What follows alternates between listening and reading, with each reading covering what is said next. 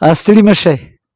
د پښتو ژورنال لیدونکو اوریدونکو خوښ یم چې وارې بیا ستاسې په درانه چوپړ کې حاضر یم د یو نوي بانډار سره. نن موږ د پښتو ژورنال په شیشه باندې د خیبر د سیمې د کامي او مترقي شخصیت ښاغلی اقبال خیبروال صاحب حجرې ته راغلي یو. خیبروال صاحب په کامي او مترقي سیاست کې یو ښه کردار پاتې شوی دی او چونکې اوس هم اخته دی د کامي هلو ځلو کې نه ستړي کېدونکي هلې ځلې کړي دي. نو خیبروال صاحب چونکې د ادب سره هم تعلق دی. خیبروال صاحب د خدایي خدمتګار ملک نادر خان څخه خیل د کورنۍ سره هم تعلق لري. نو خیبروال صاحب سره به نن مرکه کوو. نو موږ سره اوسئ. خیبروال صاحب تاسو ته ستړي مه شئ وایم. ډېره مننه عابد مینوال صاحب. عابد مینوال صاحب خو موږ داسې بچي غوندې او کشر ورور غوندې بلکې دغه پورې غوندې تعلق هم دی سره او یو بل سره ښه پېژنو. نو ډېره مننه چې دوی ما له وخت راکړو زه تاسو ته مخاطب کړم چې زه یو څو خبرې تاسو سره وکړم. ډېره زیاته مننه خیبروال صاحب. ستاسې نه مننه کوو چې دومره په لنډ تنګ وخت کې او د مصروفیاتو وجې مو تاسو موږ له وخت راکړ. خیبروال صاحب چونکې ستاسو خو د کامي او مترقي سیاست کې ډېرې هلې ځلې کړي دي، جلا وطني مو ایستلې ده د کام دپاره د عوامو دپاره، د خپل پښتون ځپلي شوي د ټوټې ټوټې کام دپاره ستاسې هلې ځلې د چا نه پټې نه دي. نو خیبروال صاحب که موږ ته ووایي چې دا ادب ته څنګه رالی؟ زه خو که درته ووایم که نه چې ابتدایي خپل تعارف در سره وکړم چې زما سن پیدایش چې که نه 1946 دی او په 1944 کې زما شعر و ادب سره علاقه پیدا وشوه او همدغسې ورپسې یو کال مخکې وروستو د سیاست سره په یو وخت باندې ما علاقه پیدا وشوه. په هغه وخت کې خاطر افریدی ژوندی و، نو ما به خاطر افریدي نه په 1944 کې ما ته یاد شي چې ما به هغه نه اصلاح اخیسته. بیا د دغه دور کې 65 کې زمونږ کابل ته تګ راتګ زیات و. 65 کې باچا خانم کابل کې جلال آباد کې افغانستان کې جلال آباد کې و، کابل کې به هم و او زه خو ملک نادر خان یو کشر او د هغه یو د سوچ یو فالوور وم، هغه یو قومي شخصیت و، هغه یو سیاسي شخصیت و. نو هغه سره زما ملک نادر خان سره چې افغانستان چونکې هغه زما خو سره مو نو زما به تګ راتګ هلته هغه کور زیات و ډېر و. نو د هغه وخت نه زما تعلق یو پلو نادر خان په ذریعه باندې باچا خان سره جوړ شو، ډېر نږدې تعلق، ځکه چې نادر خان د باچا خان خی لاس ګڼل کېدو، دومره نږدې ورسره نږدې تعلق یې و ورسره. او دلته چې که نه دلته موږ د اجمل خټک سره نږدې تعلق پیدا شو. زما یو بل طرزوی و هغه ملک میجر دوست محمد، ما دوستۍ سره همزولي مو، یو کور یو غریبان د سترګو، نو موږ به راشه درشه تګ راتګ ډېر و. نو یو پلو د باچا خان سره تعلق پیدا شو، بل پلو اجمل خټک سره. په همدې وختونو کې موږ د خیبر افریدي صاحب سره موږ تعلق جوړ شو، بلکې جوړ هم و. نو خیبر دلته په د ګورنمنټ های سکول لنډي کوتل کې استاد و.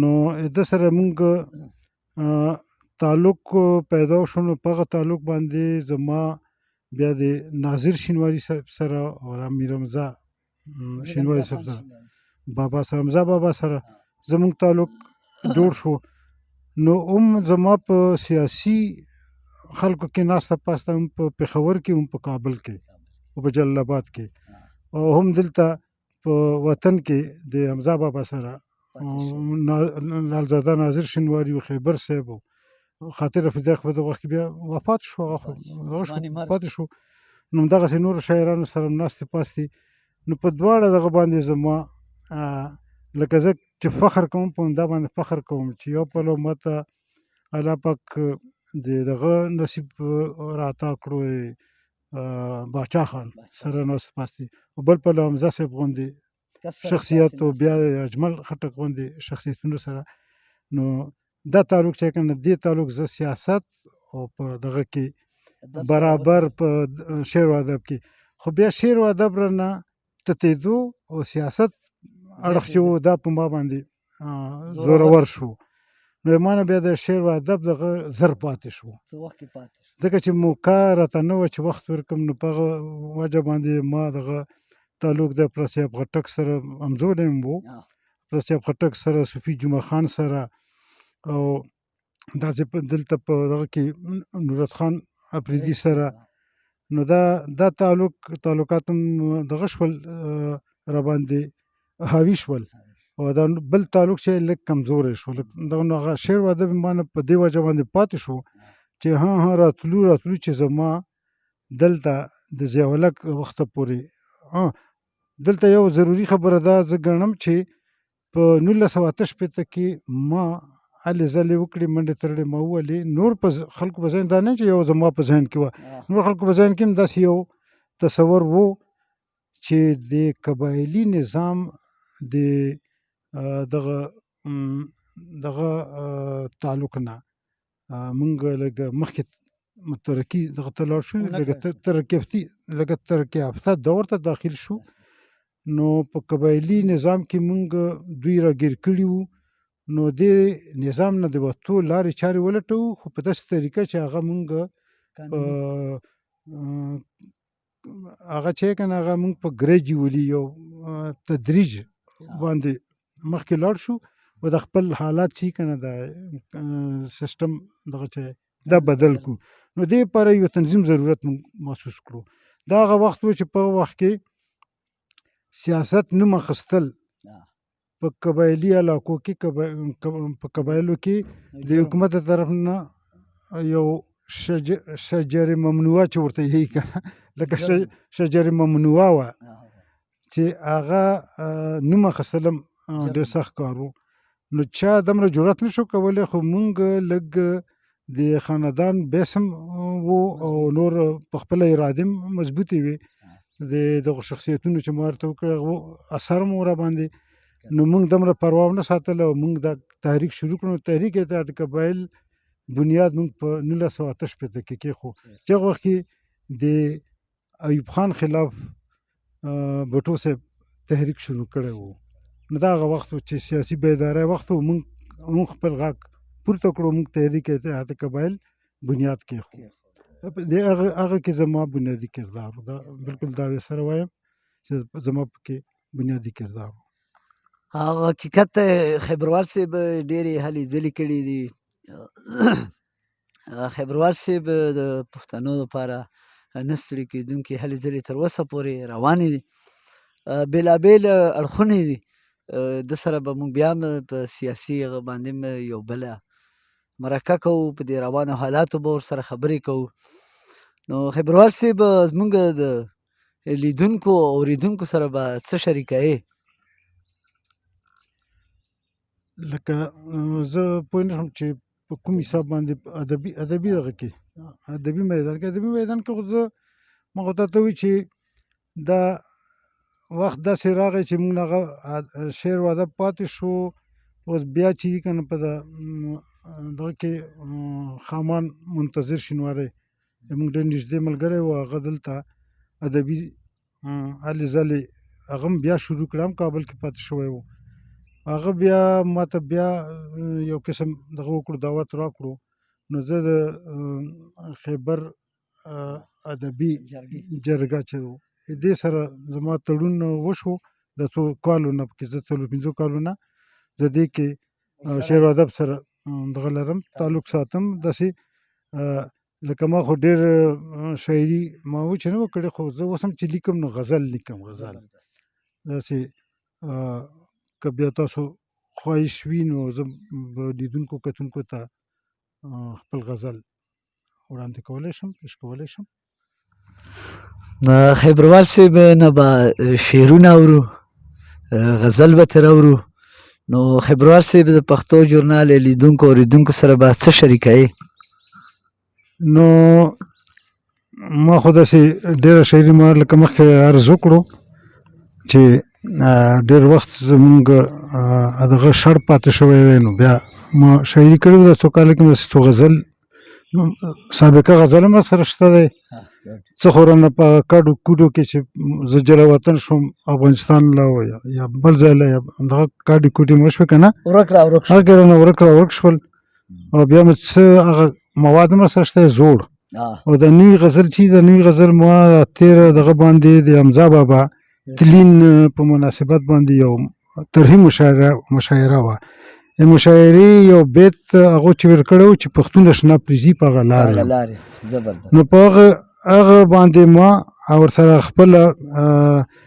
دغه چې مصره مې ورسره چې یو کړي نورې لارې راته مخه یې لارښوده دا خو زما که نه زما ورسره خپل دغه نورې لارې راته مخه یې لارښوده چې پښتون شنه پریزي په هغه لارې ما ورته نو د سر نه دا غزل زه پیش کوم زه پښتون یم د نفاق د لاسه خوار یم زه پښتون یم د نفاق د لاسه خوار یم ورانه ورک قومي وحدت دی تار په تار یم نو ما دا عرض کوم چې رانه ورک قومي وحدت دی تار په تار یم زه پښتون یم د نفاق د لاسه خوار یم رانه ورک قومي وحدت دی تار په تار دا قومي وحدت زمونږ د افضل خان سره زه پاتې شوی یم نو موږ د دغه تحریک بنیادي نقطه قومي وحدت و نو هغه ما پکې دلته راوستلی چې زه پښتون یم د نفاق د لاسه خوار یم رانه ورک قومي وحدت دی تار په تار یم او نورې لارې راته مخه یې لارښوده چې پښتون شنه پریزي په هغه لار یم او مخکې کله تشې را په یاد کله رقیب شي کله تشې را په یاد کله رقیب شي ستا په عشق کې کله روغ کله بیمار یم او د تود باد همرا عذاب په یار تیر مشه د تود باد همرا عذاب په یار تیر مشه که بدل کې ستی کېږم هم تیار یم هم تیار یم د تود باد همرا عذاب په یار تیر مشه که بدل کې ستی کېږم هم تیار یم او چا پیدا کړل چې مسلک کې نفرتونه چا پیدا کړل چې مسلک کې نفرتونه شیطان وایي زما یار دی زه یار یم دا بیا وایه خیبروال چا پیدا کړل چې مسلک کې نفرتونه شیطان وایي زما یار دی زه یار یم او یو پیغام دا ورکوم چې د ټولنې آینه کې ځان ته ګوره د ټولنې آینه کې ځان ته ګوره د ټولنې آینه کې ځان ته ګوره چې د خوږ زړونو ټکور یم که ازار یم خپل مقام چې پیژنې که نه د ټولنې آینه کې ځان ته ګوره چې د خوږ زړونو ټکور یم که ازار یم او شعر عرض دی په رقیب خو دې برلاسه کړم خالقه په رقیب خو دې برلاسه کړم خالقه خو زه بیا هم لاس نیولی ستا له ډار یم په رقیب خو دې برلاسه کړم خالقه خو زه بیا هم لاس نیولی ستا له ډار یم او د خوښۍ په بیه اخلم ستا غمونه مقطع عرض دی د خوښۍ په بیه اخلم ستا غمونه خیبروال را پیښ د مینې په بازار یم ډېر ښه خیبروال را پیښ د مینې په بازار یم خیبروال صاحب چونکې یو مترقي شخصیت دی د خیبر د سیمې دوه شاعران استاد خیبر افریدی او خدای بخلی منتظر شینواري سره هم دی ډېر نږدې پاتې شوی دی نو خیبروال صاحب خیبر ادب ته په کوم نظر ګوري خیبروال صاحب دا شاعران په ډلو ډلو تقسیم شوي دي نو که ستاسې په څېر شخصیت هغوی کې هلې ځلې وکړه نو او را یو ځای یې کړه نو په دې اړه که تاسو څه ووایئ.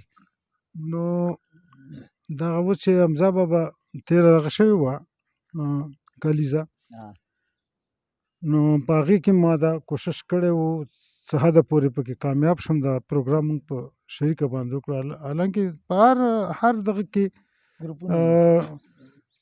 مسلک هر یو پیشه کې هر یو ډلو کې دا پښتنو بدبختي ده چې د بې اتفاقۍ دا پکې وي، په شاعرانو کې هم شته دی. زما خپل کوشش دا دی چې زه خو داسې نه یم چې یوې ډلې ته یم او بلې ته نه یم، زه خو هغه کردار ادا کوم چې دوی پې راغونډېږي.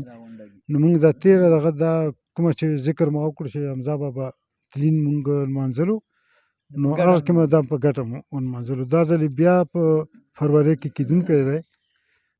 نو په دغه کې زما بیا هماغه کوشش شروع دی چې زه به دا بیا په یو اتفاق سره موږ کوو او داسې نور هم لوړ دغه نه بغیر خیبر ضلع په حدودو کې خو ما هلې ځلې شته دی، زه هغو کې یووالي و دغه تبلیغ هم کوم او کار هم هلته کوم.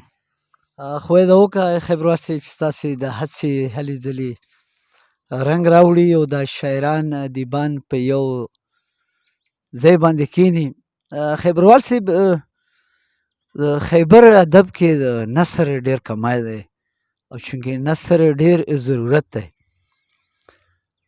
دغه ډېر هم واورېده چې غزلې مو واورېدې، رباعیانې مو واورېدې، کیتې مو واورېدې، نظمونه مو واورېده. خیبروال صاحب اکثر ملګري ګیله کوي چې په خیبر کې د نثر کمی دی، په پښتنو باندې ډېر بد حالات تېر شو، ټولې افسانې دي. نو د نثر په اړه څه فکر لرئ خیبروال صاحب؟ نو نثر خو هم داسې نه دی چې ګوندې بلکل نشته دی. نثر ښه نثر نګاران شته دی په تېر شوو په کې هم لکه اوس حمزه بابا چې و، حمزه بابا څومره کتابونه په نثر کې لیکلي دي او اوس هم داسې افسانه نویسان ډېر ښه شته دی، ډېر ښې افسانې لیکي او نور هم لکه اوس ما مخکې ورځو کې راشد نه سایل صاحب رحمت شاه سایل صاحب په یو نثر کتاب یې لیکلی، ډېر ټیکنیکل خبرو باندې لیکلی دی او ډېر اعلی. ما پرې تبصره واورېده او لوستی خو مې نه دی، زړه مې دی چې هغه به ولولم. هغه په شعر ادب باندې ډېر ښکلی نوی تحقیق کړی، نوی داسې ډېر پکې ډېر شاعران لیکل کوي. البته صحیح ده چې ځینې دغه لوستونکو هغه مسله ده چې لوستونکي کم دي. د پښتو سره چې کوم ظلم موږ په خپله ځان سره هم کړی دی او موږ سره حکمرانانو هم کړی دی. د پښتو بیا موږ ظلم ته ګوره چې خلک خپله ژبې له ترقي ورکوي، موږ بیا پکې پیچیتګۍ پیدا کوو. دا یېګانې راغلي، یېګانو دومره مشکل پیدا کړی دی چې خلک یې چې بس د عام لکه موږ چې نوي خلک په دې باندې راواړوو چې تاسو لیک لوست په پښتو کې وکړو. موږ یو چې دومره یې ور اسانه کړو، دومره یې ورته سلیسه کړو چې دلته اردو غالب ده، په افغانستان کې فارسي غالبه او په مذهبي دغه کې عربي غالبه ده، په دنیاوي کاتو کې انګلیش غالب دی. په دې غالبو ژبو کې موږ یو چې داسې طریقه اختیار کړو چې هغه لوستونکو ته اسانتیا پیدا کړي، لوستونکي دې ته واڅوي چې پښتو ولولي او پښتو ووایي. نو دوی پکې دا چې نه پوهېږو چې دا شعوري طور ده که لاشعوري توګه باندې ده، دوی پکې داسې مشکلات پیدا کوي چې زموږ نه یې خپل دغه پیدا ورک کړی دی چې موږ پښتو لیکو، پښتو وایو، پښتو له هم کار کوو، موږ نه یې دغه کړي. نو داسې مشکلات او داسې دغه څه چې پښتو ژبې پښتو نسل دشمنان پیدا کوي، داسې پکې موږ په خپله هم د نادان دوستانو کردار ادا کوو. خیبروال صاحب ښکلې خبره وکړه. هغه یو شاعر وایي چې پښتو کوڅه په کوڅه ګرځي پښتانه لټوي او پښتون په شا منډې وهي چې ما دې نه لټوي. حقیقت دی چې د خیبروال صاحب خبره چې مونږ د پښتو خپې په خپله باندې وهو، چونکې د کتاب کتونکي کم شوي دي. نو خیبروال صاحب خو یې دا وکړه چې د راتلونکی نسل دې ته وهڅوو چې په نثر باندې کار وکړه او کتابونه ولولي. خیبروال صاحب بل به موږ سره څه شریکوي؟ نو ما خو ته وایي چې د یو خو داسې مخکې لیکلی د یو تازه غزل ما سره شته دی په مینه یې اورو. او هغه به پیش کړم. په مینه یې اورو. ولې نه خیبروال صاحب؟ د مطلع عرض ده چې داسې کانې پاتې نه شوې تا چې په ما ونه کړې. داسې کانې پاتې نه شوې تا چې په ما ونه کړې، نه داسې جرګې شوې پاتې ما چې په تا ونه کړې. نه داسې جرګې شوې پاتې ما چې په تا داسې کانې پاتې نه شوې تا چې په ما ونه کړې، نه داسې جرګې شوې پاتې ما چې په تا ونه کړې. او نیغ په نیغه جنګ نه سوا بله لار دې پرې نه خوا. نیغ په نیغه جنګ نه سوا بله لار دې پرې نه خوا. او ځان خبر کړه دې لاره کې ګټې هیچا ونه کړې. دا بیا وایه خیبروال صاحب. نیغ په نیغه جنګ نه سوا بله لار دې پرې نه خوا. ځان خبر کړه دې لاره کې ګټې هیچا ونه کړې. او هسې اوس به لږ داسې غزل خو وي دغسې چې کله پکې یو دغه شوخۍ اړخ ته به هم پکې راشو. هسې لږ دې وخندل نو ټول محفل شو لولپه. هسې لږ دې وخندل نو ټول محفل شو لولپه. او غاړه مې نه اور به واخلي پام کوه چې نوره خندا ونه کړې. هسې لږ دې وخندل نو ټول محفل شو لولپه. اور به واخلي پام کوه چې نوره خندا ونه کړې.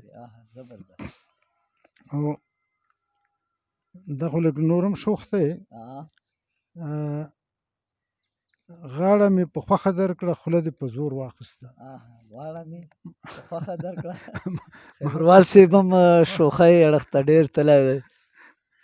غاړه مې په خوښه درکړه او خوله دې په زور واخیسته. او دا دې نن لحاظ شو ګوره بیا چې سبا ونه کړې. دا دې نن لحاظ شو ګوره بیا چې سبا ونه کړې. بیا چې سبا ونه کړې.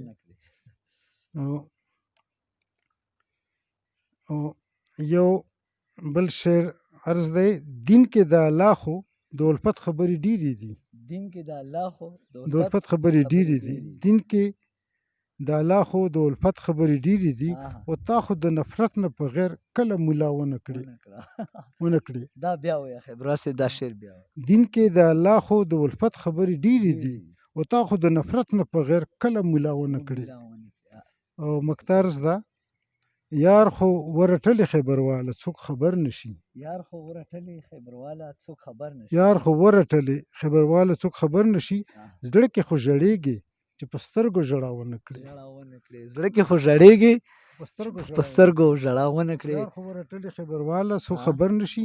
زړه کې خو ژړېږي چې په سترګو ژړا ونه کړې. خیبروال صاحب هم په دې اخري عمر کې لږ ډېر شوخۍ اړخ ته هم تللی دی. یو شاعر وایي چې د پښتنو دغه یوه بدبختي دلته چې مړه شي نو درانه شي خلک. پښتو ژورنال به کوشش کوي چې د خیبر د سیمې هغه که سیاسي که ادبي هغه شخصیتونه به تاسو ته په شیشه باندې راولي. تر بیا راتګ پورې کیمرامین نبیل شینواري سره مینوال شینواري درنه اجازت غواړي. د الله په امان.